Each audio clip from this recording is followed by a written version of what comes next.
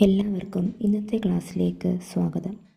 ഇന്ന് നമ്മൾ പഠിക്കാൻ പോകുന്നത് വൃത്തസ്തംഭത്തിൻ്റെ ഉപരിതല പരപ്പളവും വ്യാപ്തവുമാണ്.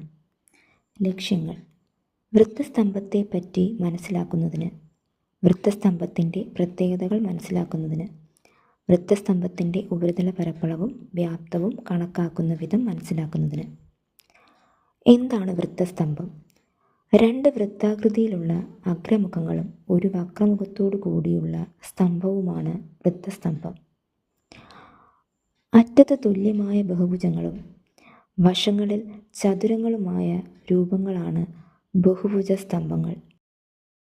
അറ്റത്ത് വൃത്തങ്ങളും ചതുരങ്ങളായി മടങ്ങാതെ ഒഴുക്കൻ വളവുമായ സ്തംഭങ്ങളുമുണ്ട്. ഇത്തരം കലരൂപത്തെ വൃത്തസ്തംഭം അഥവാ സിലിണ്ടർ എന്നാണ് പറയുന്നത്. ചുവടെ തന്നിരിക്കുന്ന ചിത്രങ്ങൾ നോക്കൂ. ഇതിൽ നാം നിത്യോപയോഗ സാധനങ്ങളായി ഉപയോഗിക്കുന്ന പലതിനും വൃത്തസ്തംഭത്തിൻ്റെ ആകൃതിയാണ്. ഉദാഹരണം: കേക്ക്, സിലിണ്ടർ, ഡ്രമ്മ്, ബാറ്ററി തുടങ്ങിയവയ്ക്കെല്ലാം വൃത്തസ്തംഭത്തിൻ്റെ രൂപങ്ങളാണ്. അടുത്തതായി, എന്താണ് വക്രതലം? എങ്ങനെയാണ് വക്രതല പരപ്പളവ് കണ്ടുപിടിക്കുന്നതെന്ന് നോക്കാം. ചിത്രത്തിൽ ഈ ചതുരത്തിൻ്റെ പരപ്പളവിനെ വൃത്തസ്തംഭത്തിൻ്റെ വക്രതല പരപ്പളവ് എന്ന് പറയുന്നു. ഈ ചതുരത്തിൻ്റെ ഒരു വശത്തിൻ്റെ നീളം വൃത്തസ്തംഭത്തിൻ്റെ ഉയരം തന്നെയാണ്.